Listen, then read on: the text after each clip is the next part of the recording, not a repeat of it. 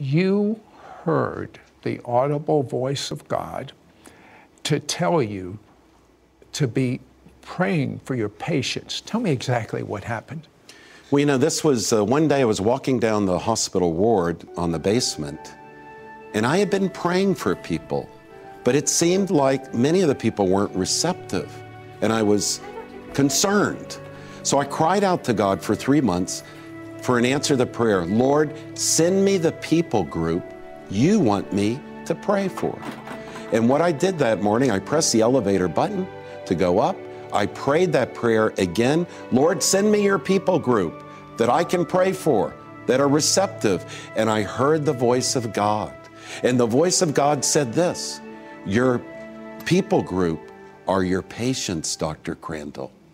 I've sent them to you, and I haven't sent them to anyone else. And the Lord also said, if you don't pray to bring them into the kingdom of God, no one else will.